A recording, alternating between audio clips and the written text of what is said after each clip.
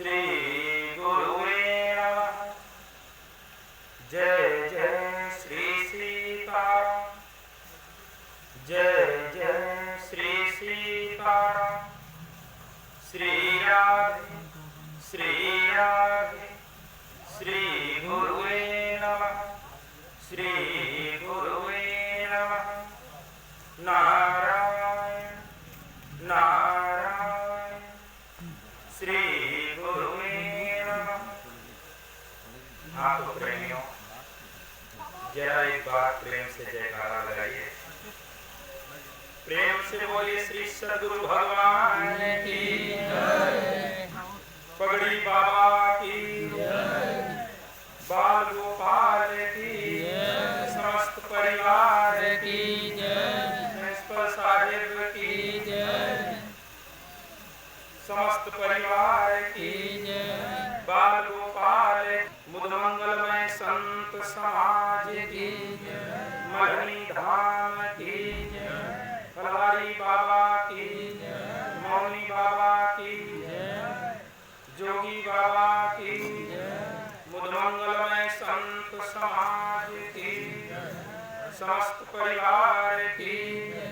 सियावर रामचंद्र की जय, पवन सुत हनुमान की जय, चारों भैयन की जय, वृंदावन बिहारी लाल की जय, उमापति महादेव की जय, समस्त देवी देवताओं की जय, बोले सद्गुरु भगवान की जय। अपार संसार समुद्र मध्य, समज्जतों में शरणम की हस्ती,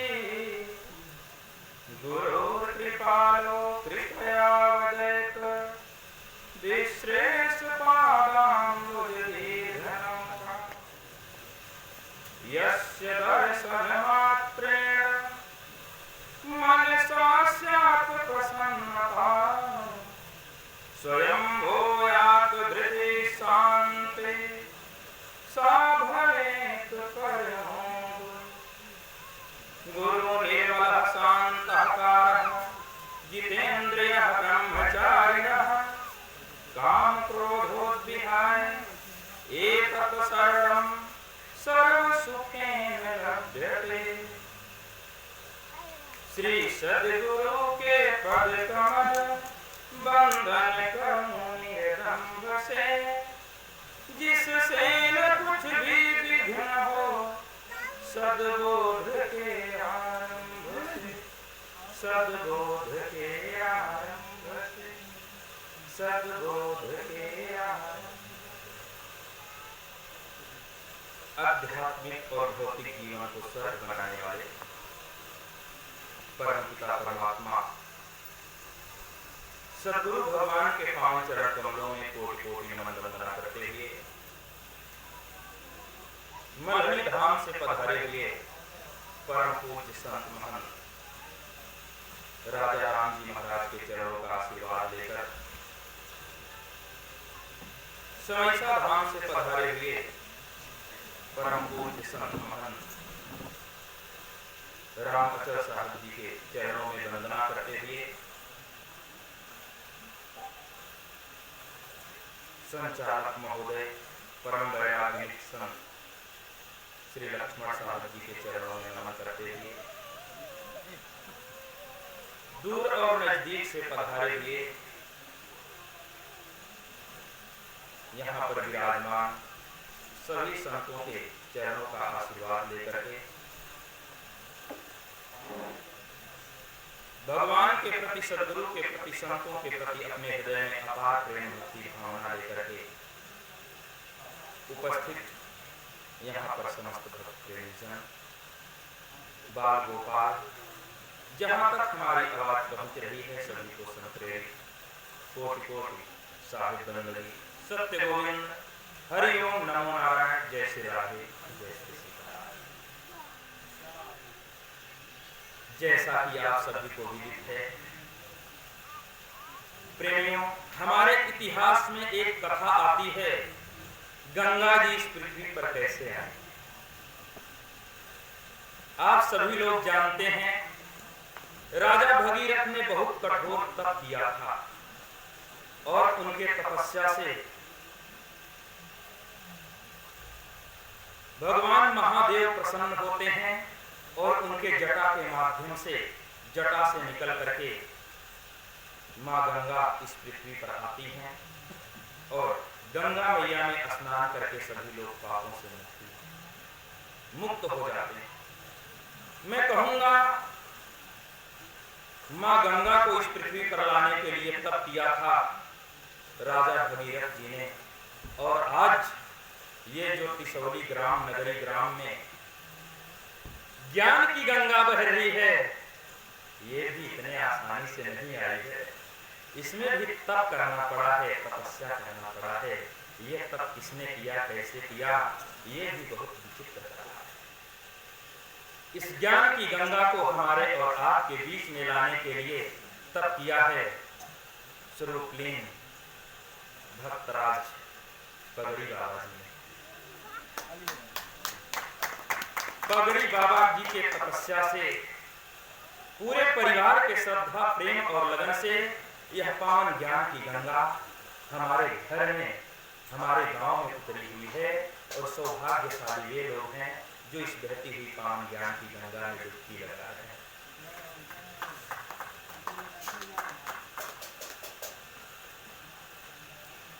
तो हम चाहेंगे सत्संग को शुभ आरंभ करने से पहले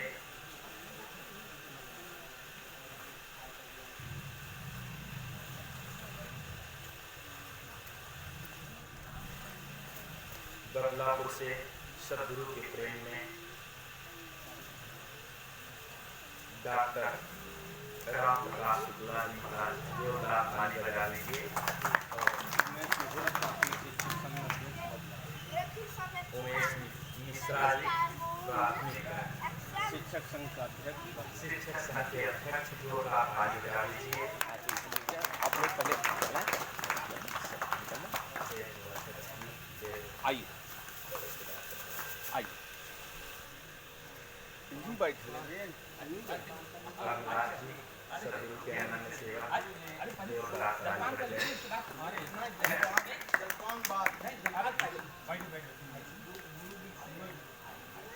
आप विचार करिए, जीवन में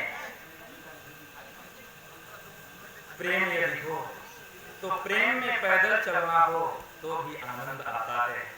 और प्रेम में चाहे जितने दूर से यात्रा करके प्रेमी से मिलने जाना हो तो भी आनंद आता है। प्रेम में भूख प्यास में भी आनंद आता है। और प्रेम में गर्मी में धूप में चलना हो तो भी आनंद आता है।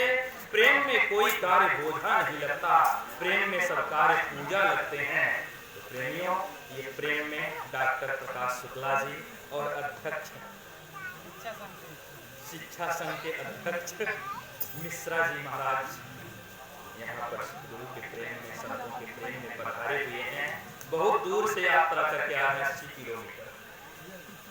जोरदार ताली बजा दीजिए एक बार। और मैं लक्ष्मण महाराज से कहूँगा कि ये कैमरा संतों की तरफ एक बार घुमा दें। प्रिंस जी और रवि प्रकाश जी जोरदार ताली बजा दीजिए।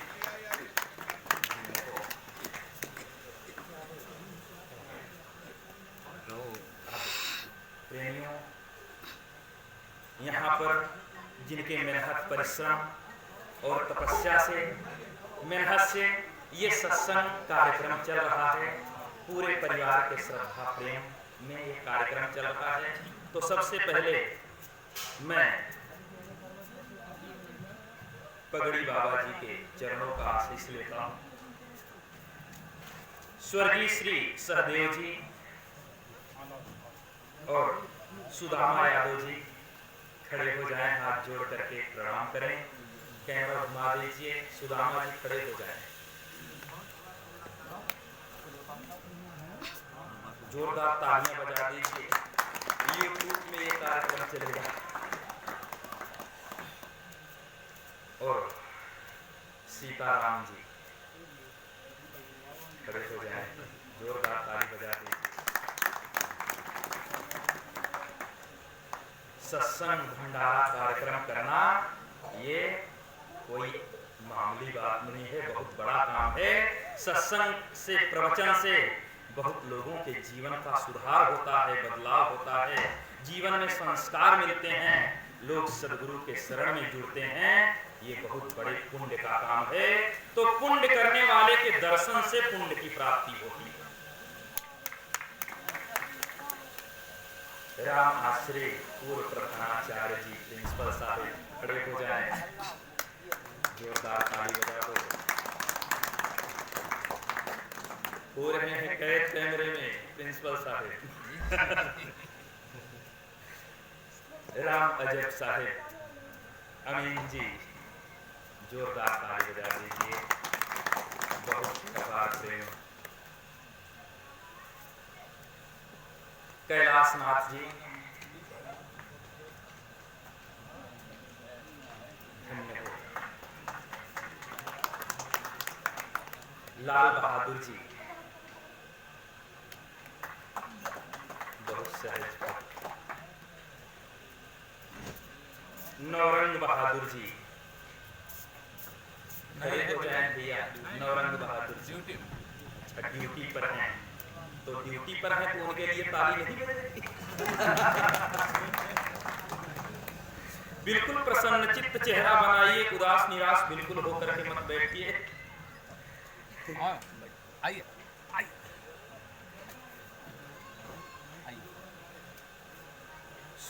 अपार भक्ति रही है सदगुरु के प्रति, संतों के प्रति। और डॉक्टर साहब विष्णु स्वरूप जी, खड़े हो जाइए डॉक्टर साहब, जोरदार ताली बजा दीजिए। उदय भान यादव जी हैं यहाँ पे? नहीं है तो उनके लिए जोरदार ताली बजा दीजिए। इंद्रभान जी, भक्तराज इंद्रभान जी खड़े हो जाए, जोरदार ताली बजा दीजिए। और राम नारायण जी,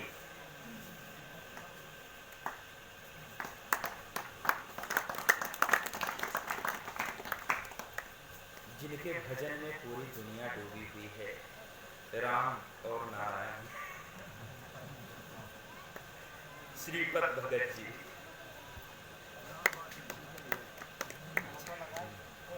हौसला प्रसाद जी, खड़े हो जाएं, हौसला प्रसाद जी। लालजी यादव जी, धन्य हो। अब बदलापुर से पधारे सदगुरु के प्रेम में, संतों के प्रेम में अनन्य सेवक भक्तराज डॉक्टर राम प्रकाश शुक्ला जी खड़े हो जाएं। और पूर्व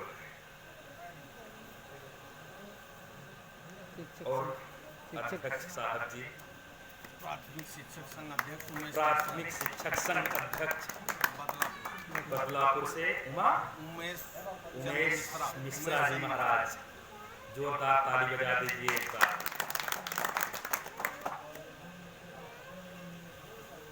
और लोग आए थे, वो कहाँ गए? अच्छा वहाँ बैठे हैं, सबके लिए जोरदार ताली बजा दो। अब यहाँ पर उपस्थित एक तरफ से जितने भक्त हैं सब लोग खड़े होंगे, जिनका नाम नहीं बोला गया है। ये भक्तराज अभी अभी आए हैं, खड़े हो जाइए, नाम बता दीजिए। राजबली यादव जी के लिए जोरदार ताली बजा दो। सदगुरु के प्रति, संतों के प्रति अपार प्रेम है, सत्संग से लगाव है, इसीलिए तो पधारे हैं। और थोड़ा जल्दी जल्दी खड़े होंगे।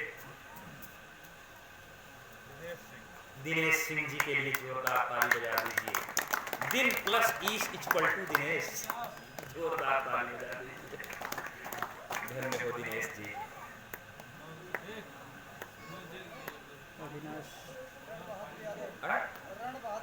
रण बहादुर यादव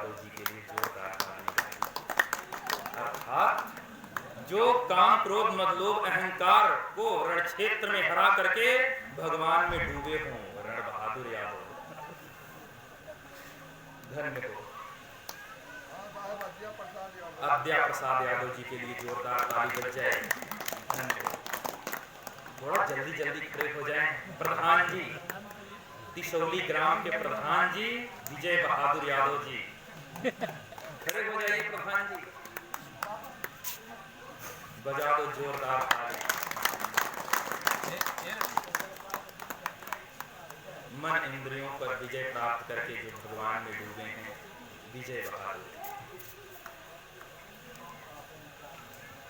थोड़ा जल्दी जल्दी।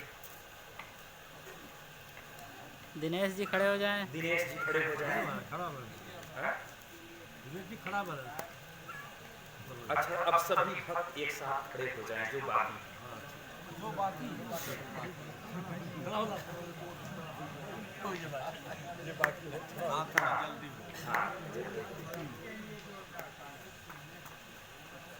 नाम भी फटाफट बताते जाइएगा।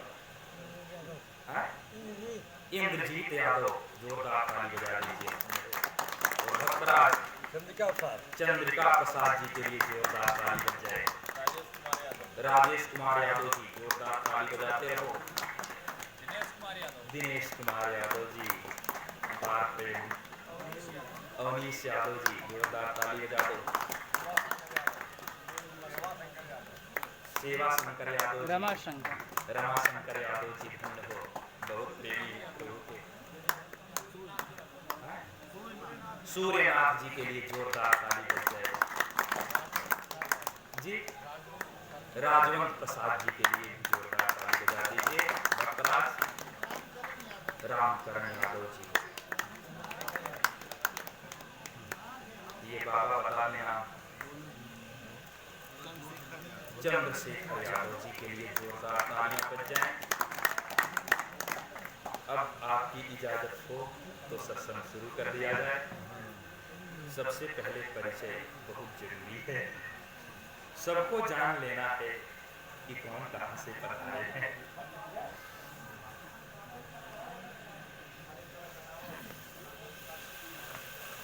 तो प्रेमियों,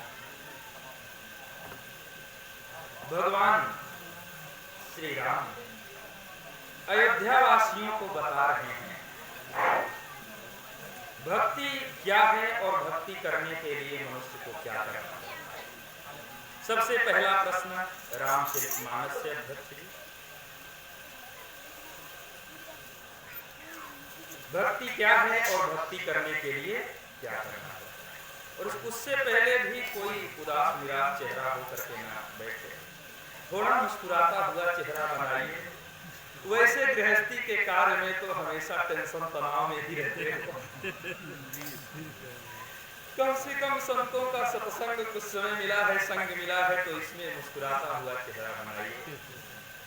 इस संसार में वही हंस सकता है, वही मुस्कुरा सकता है, वही प्रसन्न रह सकता है जिसके मन में कोई टेंशन नहीं, कोई तनाव नहीं, कोई पीड़ा नहीं, कोई दर्द दुख नहीं। ये संसार के झमेले जिसके मन को दुखित नहीं कर पाएंगे वही इस संसार में हंस सकता है, मुस्कुरा सकता है और प्रसन्न रह सकता है। आप विचार करिए, भगवान कृष्ण का स्वभाव था ठहाके मार करके हंसना, इसलिए कभी कभी ठहाके मार करके भी हंसना चाहिए। आप विचार करो, जिन प्रभु का जन्म जेल में होता है वो जीवन में ठहाके मार करके हंसते हैं। हमारे आपके ऊपर तो थोड़ी मोड़ी समस्याएं आती होंगी, परेशानियां आती होंगी। भगवान राम का स्वभाव था मुस्कुराना, भगवान राम का स्वभाव था मुस्कुराना। 14 वर्ष का वनवास है तो भी मुस्कुराते हैं। और कबीर साहब का स्वभाव था प्रसन्न रहना। इस संसार में वही हंस सकता है, मुस्कुरा सकता है, प्रसन्न रह सकता है जिसके मन में कोई टेंशन नहीं, कोई पीड़ा नहीं, कोई तनाव नहीं, वही हंस सकता है, मुस्कुरा सकता है और प्रसन्न रह सकता है। थोड़ा मुस्कुराता हुआ चेहरा बनाएंगे तो हमको भी सत्संग करने में हिम्मत मिलेगी। कितने लोग तो इतने उदास निराश होकर के बैठे हैं, सत्संग करने में भी डर लग रहा है। गमले में तो पुष्प हो, एक खिला हुआ हो, और एक मुरझाया हुआ हो तो आपकी दृष्टि किधर जाएगी? जो खिला हुआ हो, खिला हुआ चेहरा बनाइए, थोड़ा चेहरे पे मुस्कान खिलाइए। इस संसार में करोड़ों लोग ऐसे हैं जिन्हें शुगर की बीमारी है। इस संसार में करोड़ों लोग ऐसे हैं जिन्हें ब्लड प्रेशर की बीमारी है। इस संसार में करोड़ों लोग ऐसे हैं जिन्हें हार्ट की बीमारी है। और इस संसार में लगभग सभी लोग ऐसे हैं जिन्हें टेंशन की बीमारी, टेंशन की बीमारी। न इस संसार में हम कुछ ले करके आए हैं, न कुछ ले करके जाना है, तो टेंशन किस बात? इसलिए टेंशन नहीं तो यह टेंशन अगर आ रहा है, टेंशन मतलब ये कि आ रहा है, तो इसका मतलब ये है कि हमारा कर्म जो है वो ठीक दिशा में नहीं जा रहा है। बोलिए सदगुरु भगवान की। बहुत सुंदर उत्तर था प्रिंसिपल साहब का।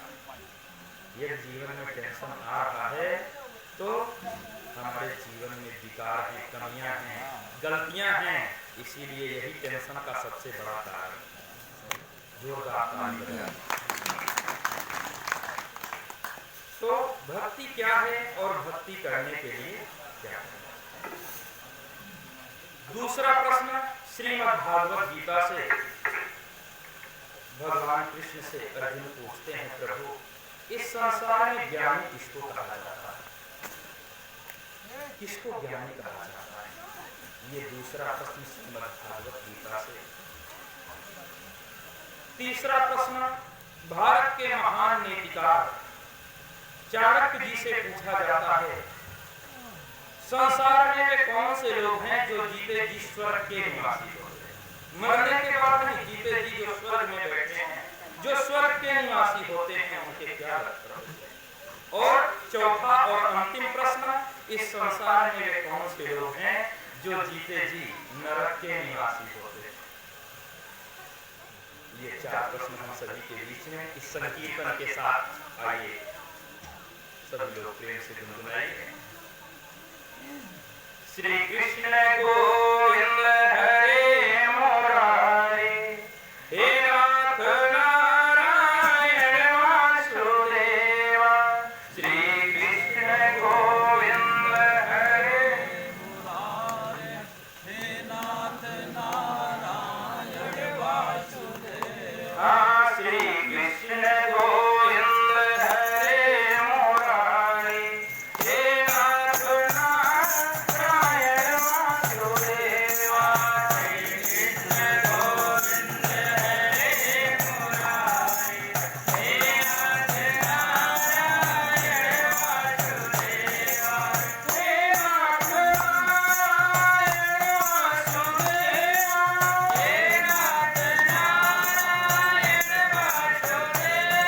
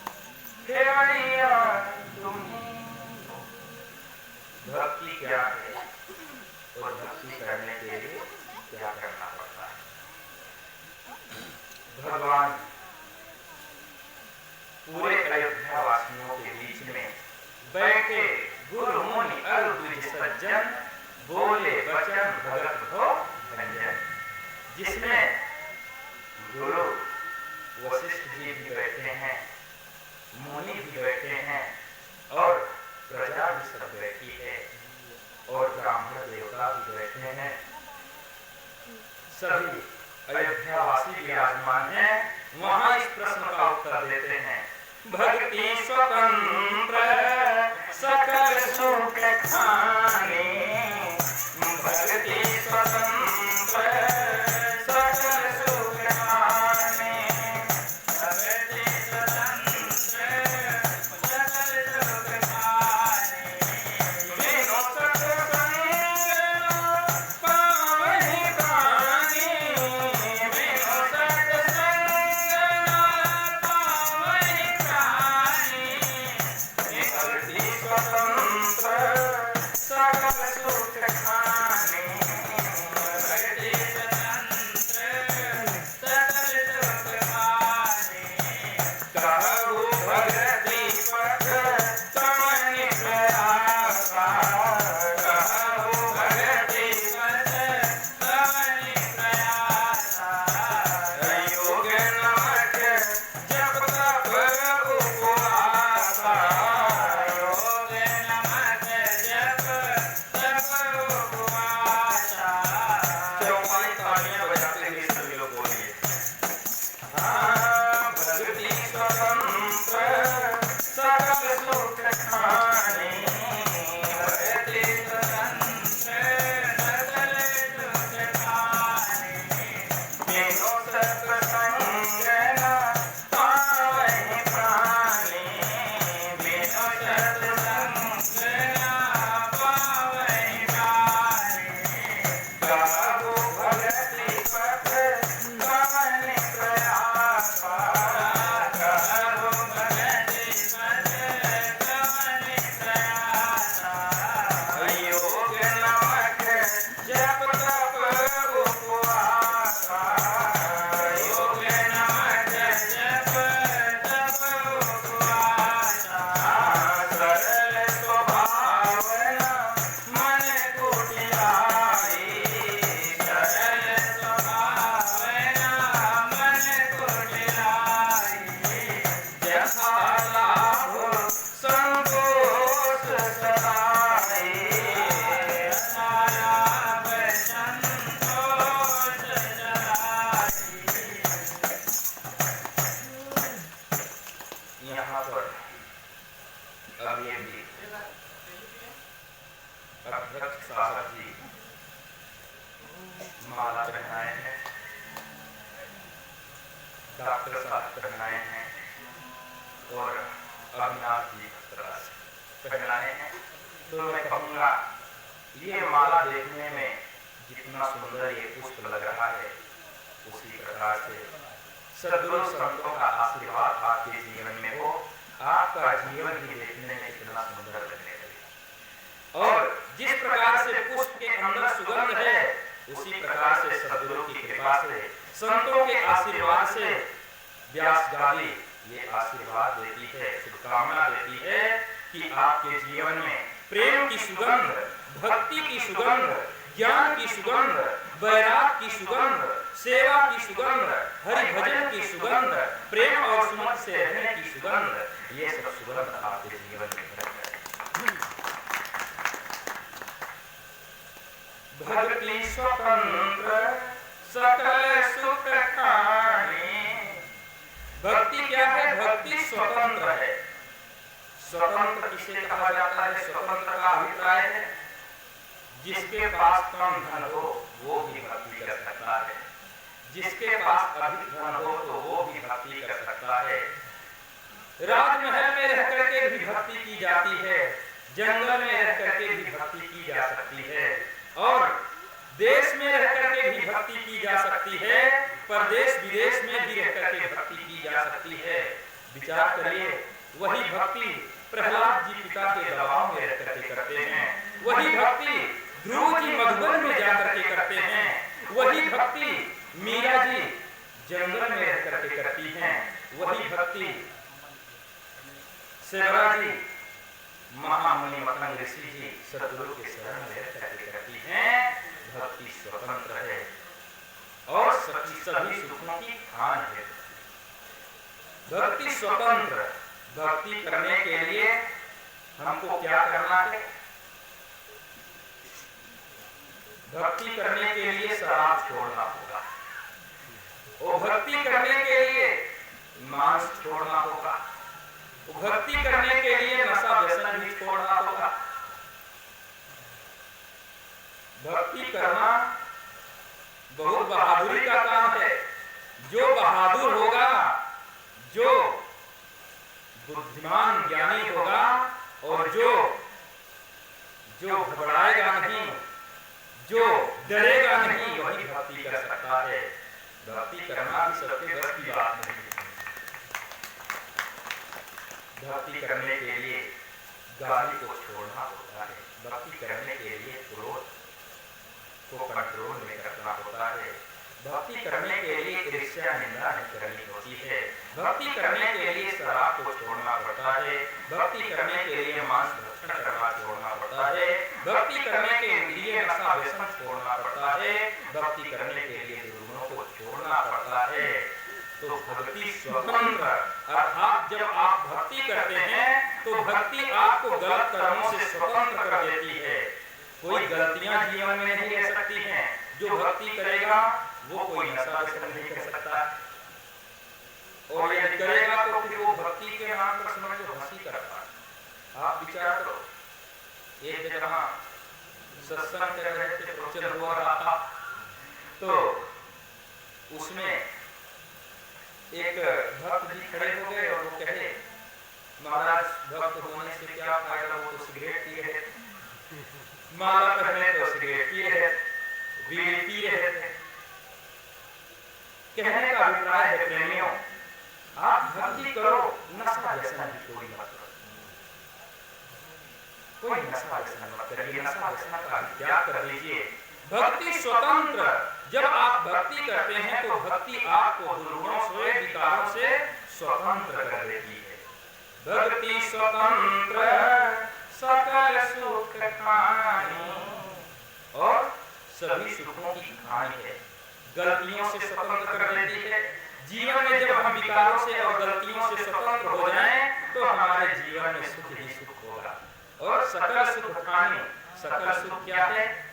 भक्ति करने से दया धैर्य सत्यशील विरति विवेक विचार, गुरु भक्ति और सुमति से नौ गुण सब दुर्पटार। और भक्ति करने से दया, दया भावना हृदय में आती है, धैर्य धीरता आती है, सत्य सत्यता धारण होता है, दया धैर्य सत्य शील और शीलवान होता है, चरित्रवान मनुष्य होता है। दया धैर्य सत्य शील विरति, विरति यानी वैराग्य भी होता है। वैराग्य किसको कहा जाता है? घर द्वार को छोड़ करके जंगल में चले जाना, इसी को वैराग नहीं कहा जाता है। विषय त्याग वैराग है, क्षमता कहिए त्याग। जीवन में गलतियों का त्याग करना वैराग है। घर को छोड़ करके भगवान की प्राप्ति नहीं प्रेमियों, घमंड को छोड़ करके भगवान की प्राप्ति होती है। पुत्र पुत्री को छोड़ करके भगवान की प्राप्ति नहीं, अपितु पाप कर्मों को छोड़ करके भगवान की प्राप्ति होती है। और परिवार समाज को छोड़ करके भगवान की भक्ति नहीं, भगवान की प्राप्ति नहीं, अपितु जीवन में मन की मलिनता को छोड़ करके, दुर्गुण और विकारों को छोड़ करके भगवान की प्राप्ति होती है। तो प्रेमियों, वह शहर शहर नहीं जिसमें गंदगी साफ करने के लिए नाली ना हो, वह पेड़ पेड़ नहीं जिसमें हरी भरी डाली ना हो, वह मकान मकान नहीं जिसमें मेहमानों के ठहरने के लिए एक आध कमरा खाली ना हो, वह ट्रैक्टर ट्रैक्टर नहीं जिसके पीछे सामान ढोने वाली ट्राली ना हो, वह ससुराल ससुराल नहीं जिसमें साला और साली ना हो। और पगड़ी बाबा की कृपा से, संतों के आशीर्वाद से, सदगुरु की कृपा से पूरे परिवार के श्रद्धा प्रेम और लगन के ऊपर होता हुआ ये भंडारा सत्संग नहीं जिसमें जोरदार ताली ना हो। जोरदार ताली भी बजाया करिए। एक नवयुवक खड़ा हो गया, उसने कहा महाराज ताली बजाने से क्या होता है? आप बार बार ताली बजाने को कहते हैं, तो महात्मा जी ने कहा ताली बजाने से हृदय में जितने सब राक्षस बैठे रहते हैं वो सब भाग जाते हैं। तो विभूत भी तार्किक, उसने कहा महात्मा जी सब राक्षस भाग करके जाते कहा? तो महात्मा जी ने कहा जो ताली नहीं बजाता है उसके सिर पे सब बैठ जाते हैं।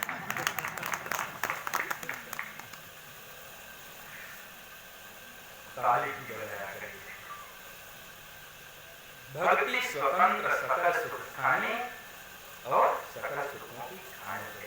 दया है सत्य शील है विरति विवेक विवेक कहें कबीर से बाकी हैं जाके हृदय विवेक। मन सायर मनसा लहर गोरे बहुत अचेत कहें कबीर से बाकी हैं जाके हृदय विवेक। जिसके हृदय में विवेक जागृत हो जाए। और विवेक कैसे जागृत होगा? वो स्वामी जी कहते हैं बिन सत्संग विवेक न होई राम कृपा सुलभ न होई। बिन सत्संग विवेक न होई राम कृपा सुलभ न होई। बिना सत्संग के विवेक जागृत नहीं हो सकता।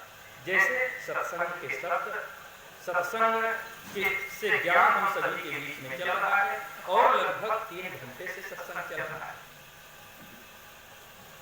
संत महात्मा भजन से प्रवचन से ये सत्संग के माध्यम से आप तक ज्ञान पहुंचा रहे हैं।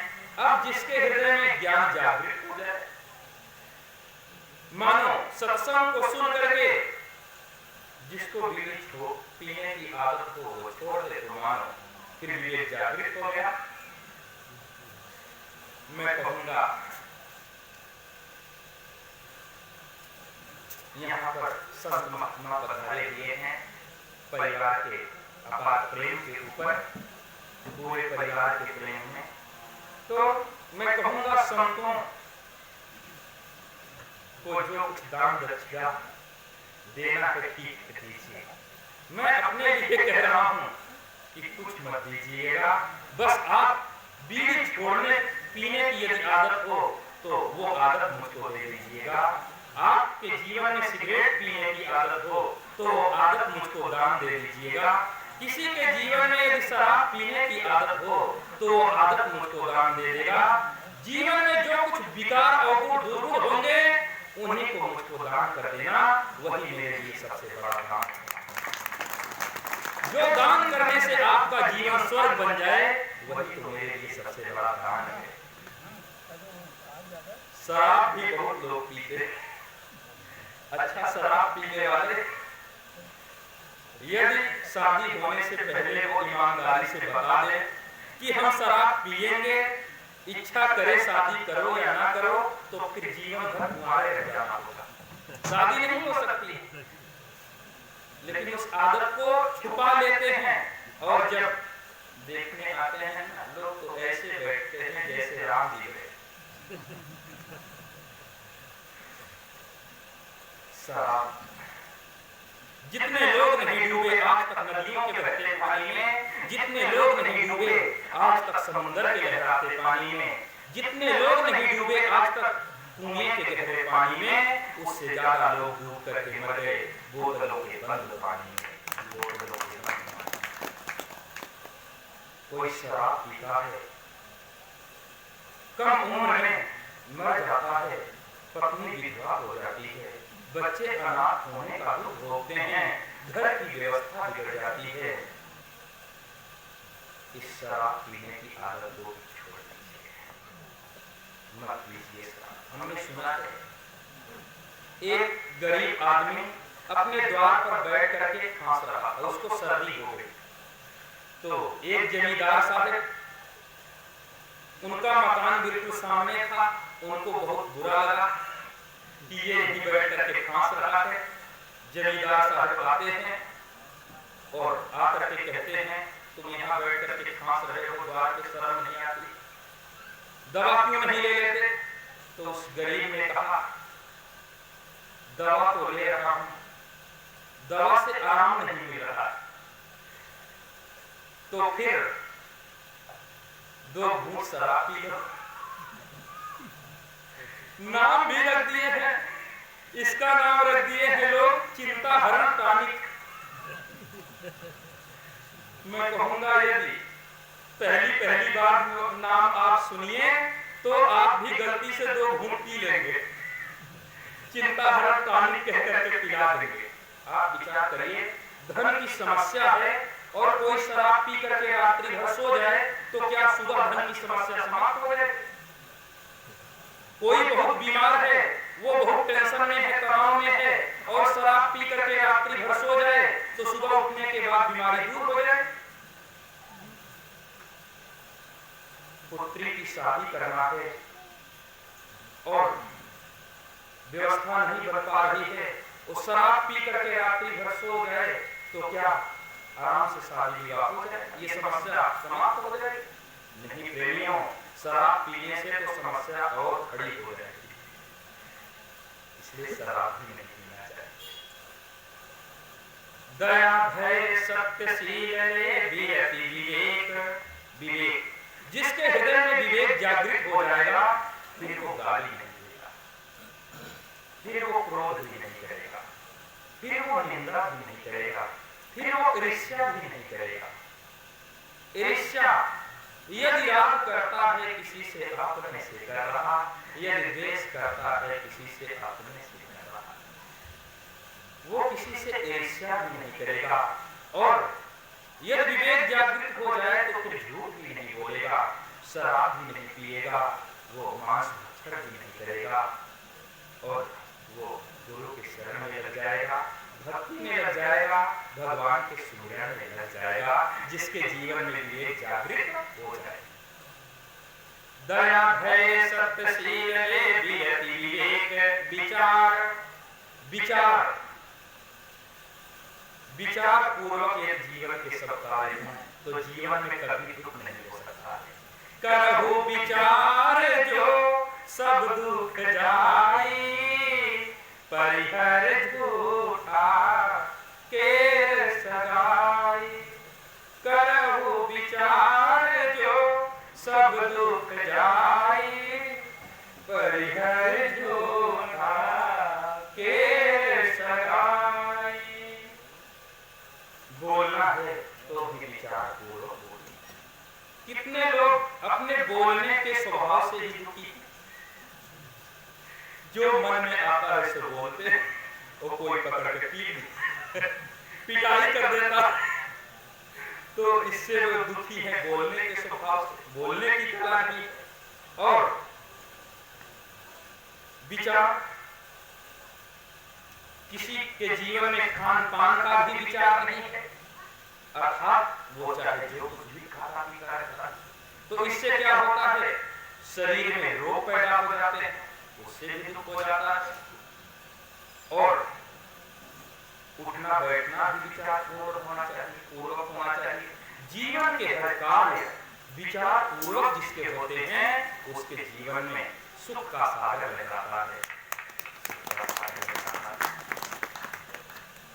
तो दया है सत्यशील वियति विवेक विचार, गुरु भक्ति, और जिसके जीवन में गुरु भक्ति है, गुरु सेवा है। जब आपके जीवन में सहनशीलता आ जाए तो आप जान लेना आपके जीवन में गुरु भक्ति है, गुरु सेवा है। जब आपके जीवन में ज्ञान का आचरण आ जाए तो जान लेना आपके जीवन में गुरु की सेवा है। जब आपके जीवन में कोई नशा व्यसन न रह जाए तो जान लेना आपके जीवन में गुरु की सेवा है। जब आपके जीवन में वैराग्य आ जाए, वैराग्यपूर्ण आपका जीवन हो जाए तो जान लेना आपके जीवन में गुरु की सेवा है। जब आपके मन में निर्मलता पवित्रता आ जाए तो जान लेना आपके जीवन में गुरु सेवा है। दया है सत्यशील वियति विवेक विचार, गुरु भक्ति और सुमति। और सुमति, ये 9 गुण, भक्ति करने से ये 9 गुण जीवन में आते हैं और ये 9 गुण के आने से जीवन में सुख आता है। भक्ति दुर्गुणों से विकारों से स्वतंत्र कर देती है और सभी सुखों की खान जो सद्गुण है वो हमारे जीवन में भर देती है। भक्ति स्वतंत्र सकल सुख खाने, बिनु सत्संग न पावै प्राण।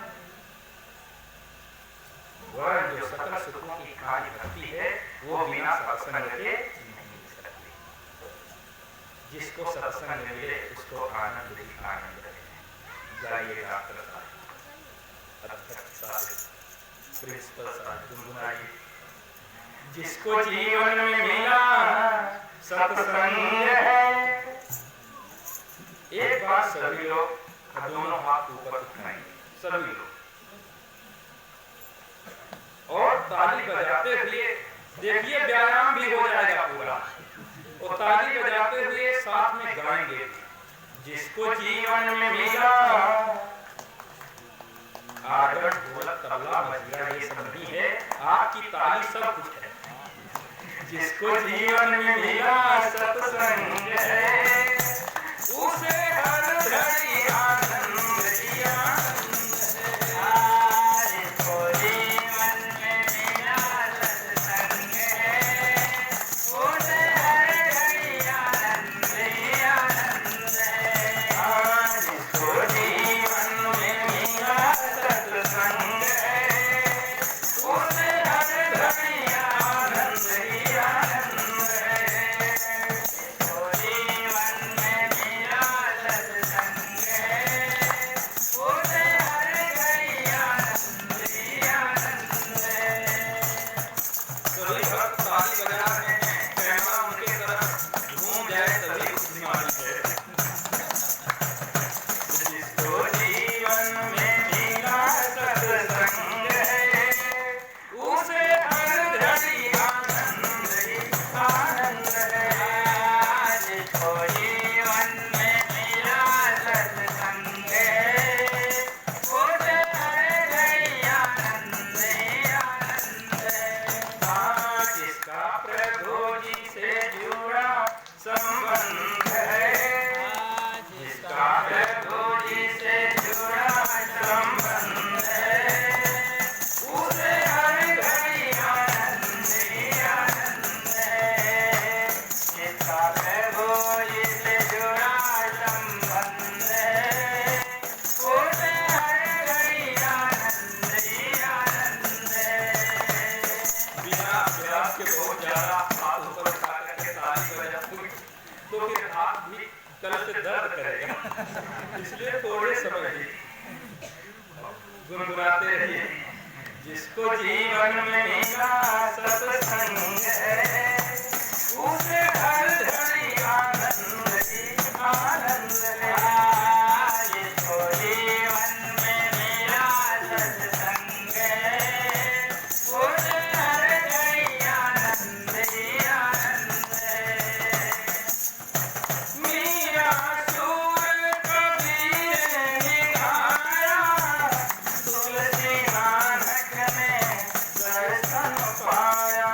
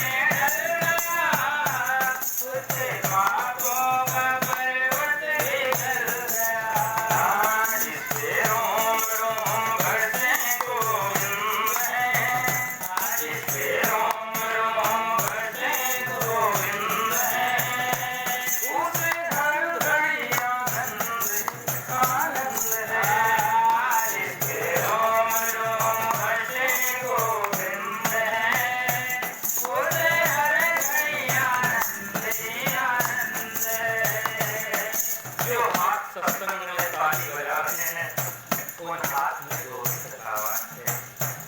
जो पैर अपने घर से चल करके 80-90 किलोमीटर यात्रा करके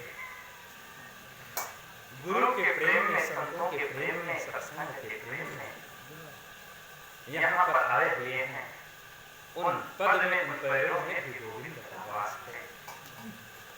जो आंखें सद्गुरु का दर्शन करें, संतों का दर्शन करें, भगवान का दर्शन करें, माता पिता का दर्शन करें, उन आंखों में गोविंद का वास है। जो कान भगवान के कथा को सुने, उन कान में भगवान का वास है। जिस हृदय में भगवान का सुमिरन हो, उस हृदय में भगवान का वास हो। और जिस मन में सत्संग हो, भगवान की भक्ति हो, उस मन में भगवान का वास है। जिसके रोम रोम बसे गोविंद है, उस हर घड़ी आनंद ही आनंद है। जिसके रोम रोम बसे गोविंद है, उस हर घड़ी आनंद ही आनंद है। जिसके रोम रोम बसे गोविंद है, उस हर घड़ी आनंद ही आनंद है। संत ऋषियों की वाणी को मानो, तत्व प्यारे जगत का ये जानो। संत ऋषियों की वाणी को मानो, तत्व प्यारे जगत का ये जानो। उसका कट जाए 84 खंड है, उसका कट जाए 84 खंड है। उसमें हर घड़ी आनंद ही आनंद है, उसमें हर घड़ी आनंद ही आनंद है। जिसको जीवन में मिला सत्संग है, उसमें हर घड़ी आनंद ही आनंद है। जिसके जीवन में मिला सत्संग है, उसमें हर घड़ी आनंद ही आनंद है। स्वर्ग जाने की इच्छा नहीं है, मुक्ति पाने की इच्छा नहीं है। स्वर्ग जाने की इच्छा नहीं है, मुक्ति पाने की इच्छा नहीं है। उसे ही मिलता यहाँ परमानंद है, उसे ही मिलता यहाँ परमानंद है। उसे हर घड़ी आनंद ही आनंद है, उसे मिलता यहाँ परमानंद है। उसे हर घड़ी आनंद ही आनंद है। जिसको जीवन में मिला सत्संग है, उसे हर घड़ी आनंद ही आनंद है। जिसको जीवन में मिला सत्संग है, उसे हर घड़ी आनंद ही आनंद है। आइए प्रश्न से हम 2-4 किलोमीटर दूर चले गए। प्रश्न में फिर वापस चला जाए। भक्ति क्या है? भक्ति स्वतंत्र, भक्ति हमें दुर्गुणों से, विकारों से स्वतंत्र कर देती है। और भक्ति सकल सुखों की खान सद्गुणों को हमारे जीवन में भर देती है। और ये सकल सुखों की खान जो भक्ति है, वो बिना सत्संग के नहीं मिल सकती। क्योंकि हम पहले अपने जीवन में सत्संग करते हैं, और सत्संग से जब विवेक जागृत होता है, तब गुरु भक्ति करते हैं। और जब भक्ति करते हैं तो नाम का सुमिरन करते हैं, और जब नाम का सुमिरन करते हैं तो आत्मस्थिति होती है। और जब आत्मस्थिति, आत्मज्ञान हो जाए तो फिर सुख ही सुख है, आनंद ही आनंद। बजा लीजिए संकोच में है, सभी लोग नहीं बजा रहे हैं, तो हम कैसे बजाएं?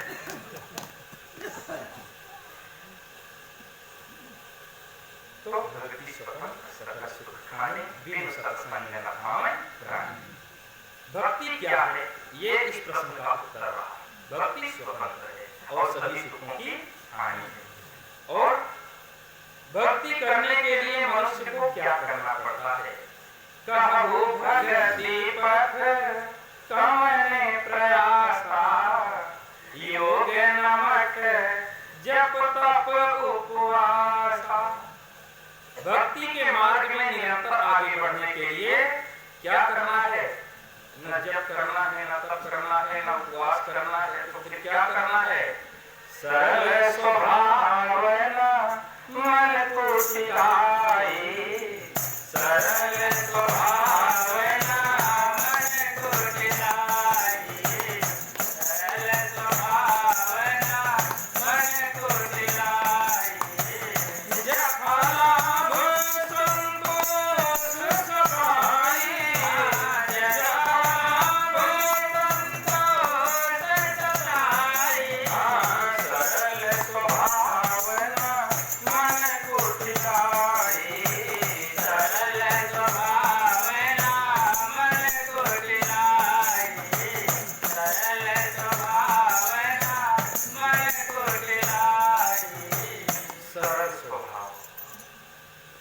भक्ति करने के लिए सबसे पहली बात सरल स्वभाव बनाना होगा। किसको कहा जाता है सरल स्वभाव? सरल स्वभाव क्या है? हमने सुना है किसी परिवार में एक बालक का जन्म हुआ, धीरे धीरे उम्र बढ़ती गई, 24-25 वर्ष का बालक हुआ। उसके अंदर कोई कमी नहीं, कोई दुर्गुण नहीं, कोई विकार नहीं, अध्यक्ष साहब कुछ विकार नहीं, बस कमी एक ही थी कि वो खाता बहुत था और जब खाने बैठ जाए तो 5-5 घंटा खाता रहे।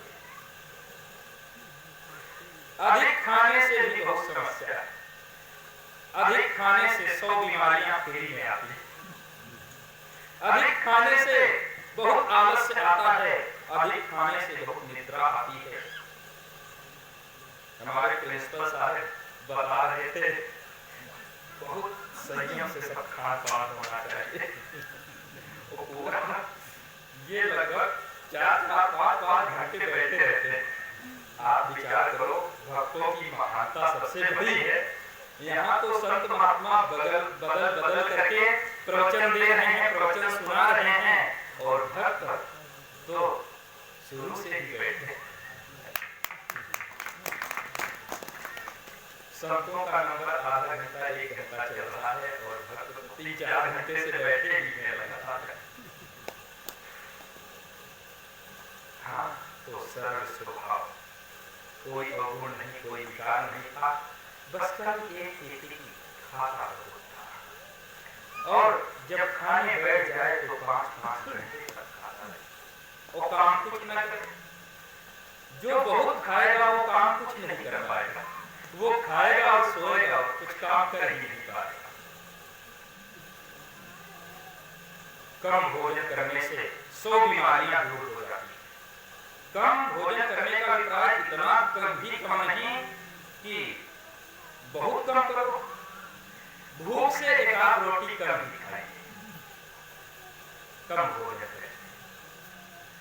कम भोजन करने से शरीर में 100 बीमारी कम हो जाएंगी, आलस्य भी कम आएगी, निद्रा भी कम आएगी, बुद्धि तेज होगी, तीव्र होगी, बुद्धिमान बनेंगे। इसलिए कम भोजन करना चाहिए, भूख से 1 रोटी कम खाना चाहिए। अब आप विचार करो, परिवार में कोई ऐसा हो जो 5 घंटे खाए और केवल सोए, तो कौन पसंद करेगा? परिवार कोई पसंद नहीं करेगा। परिवार के सभी लोग दुखी हो गए और एक दिन दुखी होकर के परिवार के सभी लोगों ने कहा, तुम तो निकल जाओ घर से, तुम्हारी कोई आवश्यकता नहीं है, कोई जरूरत नहीं है, बस केवल खाते हो 2.5 से और सोते। तो वो युवक कहता है मुझको मत निकालो, निकाल करके पछताओगे।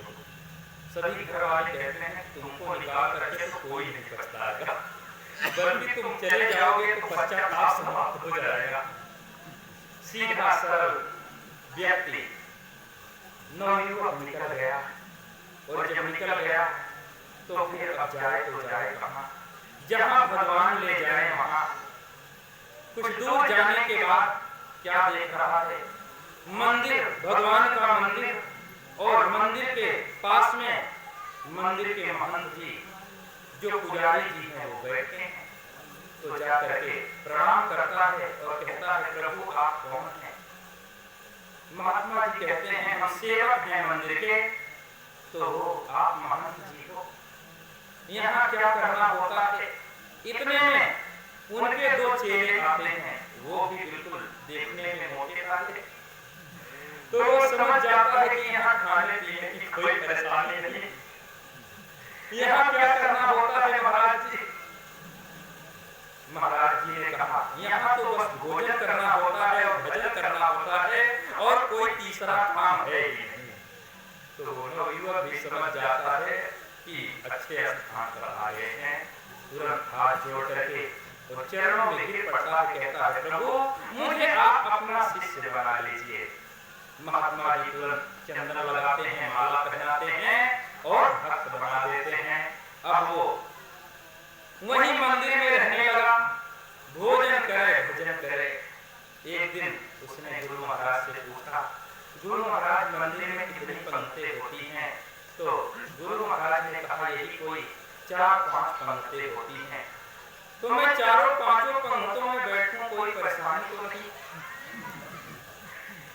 गुरु महाराज ने कहा, परेशानी तो कोई नहीं है, लेकिन तुम इतना खाते हो, सब आपकी कृपा है। अब रहने लगा, भोजन करे भजन करे। एक दिन एकादशी, सुबह से न कहीं वो हंडी न कहीं चूल्हे जलते दिखाई दे रहे हैं। उसको चिंता हुई, आज तो कहीं भोजन बन नहीं रहा है, क्या बात है? वो जाता है गुरु महाराज के पास और हाथ जोड़ करके पूछता है, प्रभु आज तो कहीं चूल्हे जलते दिखाई नहीं दे रहे हैं, क्या बात है? गुरु महाराज ने कहा, मैं तुमसे बताना भूल गया, आज एकादशी है। एकादशी मतलब न कुछ बनेगा न कुछ मिलेगा। सो तुम वैष्णव हो गए हो, भक्त हो गए हो, तो तुम भी एकादशी व्रत करो और भगवान का भजन करो। तो उसने कहा, गुरु महाराज शिष्य बहुत होंगे आपके, यहाँ बहुत हैं, उन सबसे एकादशी व्रत करवाओ, मेरे से ना करवाओ। यदि मेरे से आज आप एकादशी करवा देंगे तो मैं द्वादशी तो देख ही नहीं पाऊंगा। तो तुम इतने भूखे? उसने कहा, गुरु भगवान ने बिना भोजन के नहीं रह सकता। अच्छा, एकादशी के दिन तो भोजन नहीं करना चाहिए, तुम भोजन बना सकते हो? उसने कहा, प्रभु मरता क्या नहीं कर सकता, मैं तो सब कुछ बना सकता।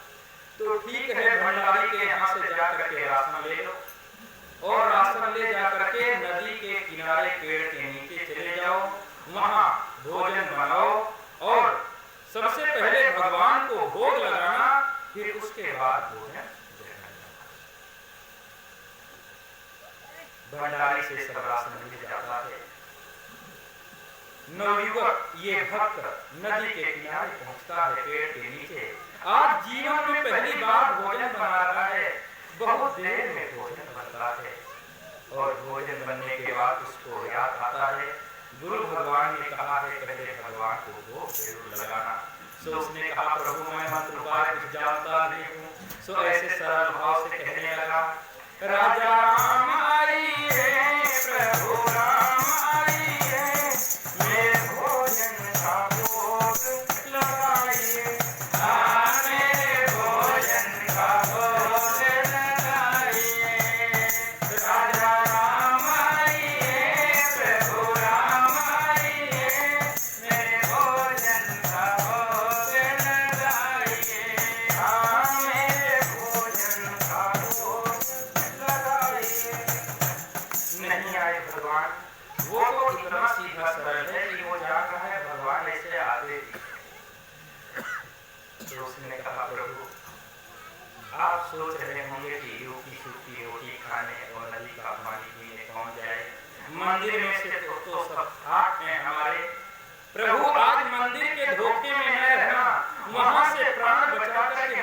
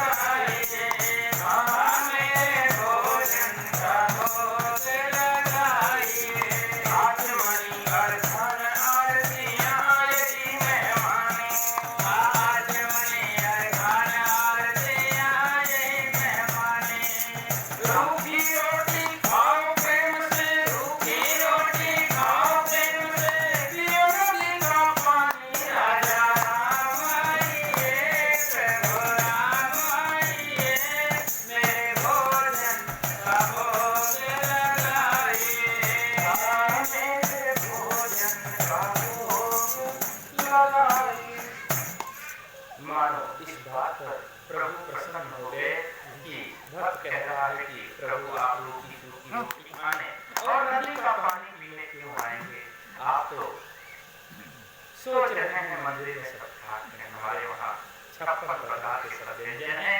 इस सहजता पर, इस बात पे, इस विनम्रता पर भगवान प्रसन्न हो जाते हैं और भगवान प्रकट हो जाते हैं।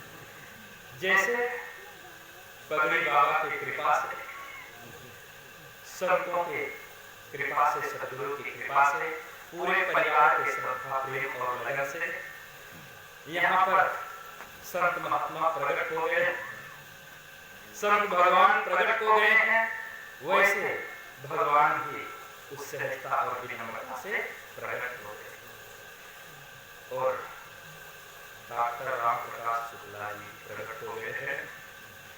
अविनाश जी अध्यक्ष साहब, एक बार फिर जोरदार ताली बजा दीजिए।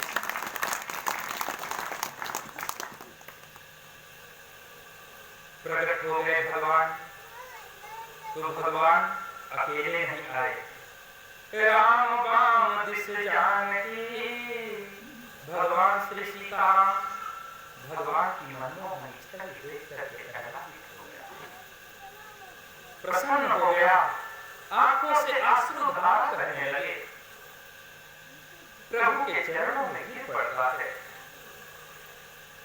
छवि देख करके आह्लादित होता है। भगवान कहते हैं वही मेरा सच्चा भक्त है। मम गुण गावत उलट शरीरा, गद गद दिया नयन बहनेरा, जो मेरे गुणगान सुने या गुणगान को कहे। मम गुण गावत उलट शरीरा, जो मेरे गुणगान को सुनते हुए या कहते हुए पुलकित हो जाता है, बाड़ी अवरुद्ध हो जाती है, सब रोंगटे रोंगटे खड़े हो जाते हैं, आंखों से आंसू धारा बह जाए, तो हे लक्ष्मण समझ लेना वो मेरा सच्चा भक्त है। भगवान की मनमोहनी छवि देख करके आह्लादित हो गया, चरणों में गिर पड़ा, आंखों से आंसू धारा बह रही है और मन मन में विचार कर रहा है, भगवान आए तो हैं, गुरु महाराज कह रहे थे एक भगवान आए, यहाँ तो दो भगवान आए हैं, सो पूरी एकादशी नहीं तो थोड़ी मोड़ी एकादशी तो करवा के देंगे। प्रेम से ले जाकर के प्रभु को बैठाता है। भगवान श्री सीताराम भोग लगाते हैं, भोजन ग्रहण करते हैं और जब जाने लगते हैं तो चरणों में सिर झुकाता है, आंसू के दो चार टोक भी चरणों पर गिर पड़ते हैं। प्रभु प्रसन्न हो जाते हैं और प्रभु से विनती करता है जाते समय, प्रभु थोड़ा जल्दी आ जाया करिए, आप बहुत विलंब करते हैं आने। अच्छा और कन्फर्म बता दीजिए आप कितने आओगे अगली एकादशी को। भगवान ने कहा आ जाएंगे, तुम चिंता मत करो, आ जाएंगे। भगवान चले जाते हैं, जो प्रसाद बचा रहता है वो प्रसाद ग्रहण करता है और प्रसाद ग्रहण करके वापस मंदिर पे आता है। मंदिर पे आने के बाद गुरु भगवान से ये कुछ नहीं बताता। इतना सीधा सरल आदमी, वो समझ रहा है कि भगवान आते ही ऐसे। अगली एकादशी आई तो गुरु महाराज ने कहा आज भी जाना ही होगा। उसने कहा प्रभु जाना ही होगा और कोई दूसरा उपाय नहीं है, थोड़ा सा राशन और बढ़वा दीजिएगा, वहां दो भगवान आते हैं।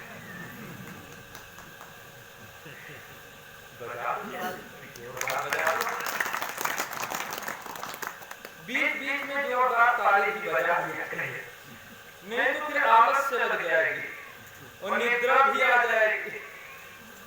कितने लोग सत्संग में सो भी जाते हैं। चलो सत्संग सुनने से कम टेंशन तनाव दूर हुआ, सो तो गए। सोना मत, जागते रहना। हाँ तो प्रभु और राशन बढ़वा दीजिएगा, वहां दो भगवान आते हैं। तो गुरु महाराज समझ गए थोड़ा भूखा रहा होगा, इसीलिए कह रहा है वहां दो भगवान आते हैं। ठीक है राशन बढ़वा दीजिए, भंडारी से कह करके राशन बढ़वा देते हैं।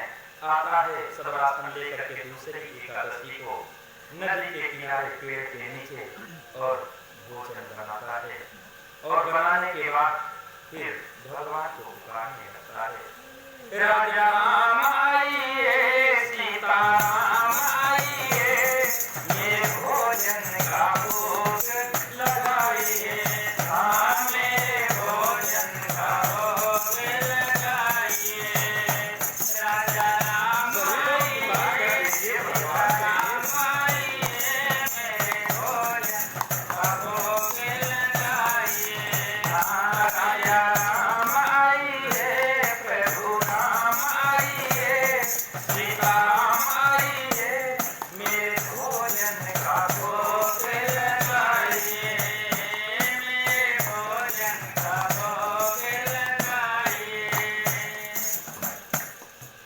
जैसे ही भक्त ने पुकार किया, मानो भगवान इंतजार ही कर रहे थे, भगवान प्रकट हो गए। ओ भगवान भी बड़े कौतुकी, राम वाम दिस जानकी, लखन बाहिनी ओर। भगवान श्री सीताराम, भैया लक्ष्मण, जो इसने भगवान को देखा, आज 3 लोग आए हैं, भगवान की छवि को देख करके तो आह्लादित हो जाता है, प्रसन्न हो जाता है, वरन गुस्सा भी करता है। एक को बुलाओ तो 2 आते हैं, 2 को बुलाओ तो 3 आते हैं। कहता है भगवान ये किसको पकड़ ले आए, एक और आज। तो भगवान कहते हैं ये भाई हैं मेरे। वैसे प्रभु दिखते तो नहीं है, न शकल से न स्वभाव से। भैया लक्ष्मण कहते हैं प्रभु कहाँ ले आए, पूरी इज्जत हो गई। तो भक्त ने कहा कि प्रभु अच्छा ये बताइए, हमने ठाकुर जी के भोग का ठेका लिया है कि ठाकुर जी के खानदान भर का। भगवान भी मुस्कुराते हैं, हंसते, उसके सहजता पर, सरलता पर, विनम्रता, ये कितना सरल है, किस तरह से बात कर लेगा। सो प्रभु को बैठाता है, भगवान श्री सीताराम, भैया लक्ष्मण जी भोजन प्रसाद ग्रहण करते हैं और भोजन करके जब जाने लगते हैं तो फिर कहता है प्रभु अब की बार कंफर्म बता दीजिए कितने आओगे अगली एकादशी। आप बहुत विलंब करते हैं, देरी करते हैं आने में, थोड़ा जल्दी ही आ जाइए और कंफर्म बता दीजिए। भगवान फिर कुछ कंफर्म नहीं बताते हैं, कहते हैं हम आ जाएंगे, जल्दी से ही आ जाएंगे। भगवान चले जाते हैं, जो भोजन प्रसाद बचता है प्रसाद को ग्रहण करता है और प्रसाद ग्रहण करने के बाद फिर वापस मंदिर पे आ जाता है। आज भी आने के बाद इस भक्त ने गुरु महाराज से कुछ नहीं बताया। वो समझ रहा है गुरु महाराज को तो मालूम भी होगा भगवान कैसे आते। जब अगली एकादशी यानी तीसरी बार एकादशी आई तो उसने कहा गुरु महाराज और राशन बढ़वा दीजिए, वहां बहुत भगवान आते हैं। अध्यक्ष जी बहुत भगवान आते हैं। गुरु महाराज समझ गए ये इतना खा नहीं सकता, ले जाकर के कहीं बेचता होगा। मैं पीछे पीछे जाकर के देखता हूँ आखिर ये करता क्या। भंडारी से कहते हैं दे दो, जितना राशन मांगे उतना दे दो। अब जितना राशन मांगता है भंडारी उतना दे देते हैं। सब तेल घी मसाले दाल चावल लेकर के नदी के किनारे पेड़ के नीचे पहुंचता है और आज ये भक्त भी कौतुक कर रहा है। आज इसने भोजन बनाया नहीं, वैसे ही सब राशन वहीं रख दिया और सोच रहा है पहले बुला करके देख लें कितने भगवान आते हैं, फिर उसी हिसाब से भोजन बनाऊंगा। सो लगा पुकार करने, राजा राम आइए, सीता राम आइए, लक्ष्मण राम आइए, मेरे भोजन का भोग लगाइए, मेरे भोजन का भोग लगाइए। राजा राम आइए, सीता राम आइए, हम देखते भी रहते हैं सबके चेहरे के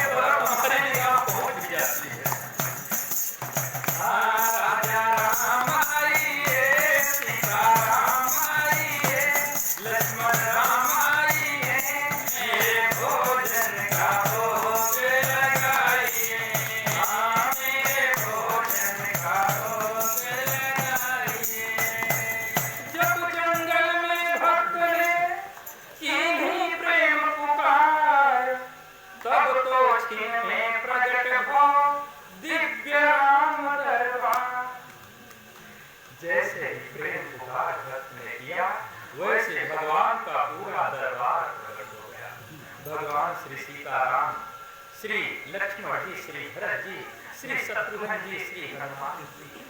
जो इसने पूरे दरबार को देखा सो हाथ जोड़ करके कहा, प्रभु जय हो, धन्य हो। आज तो पूरा हद ही हो गई।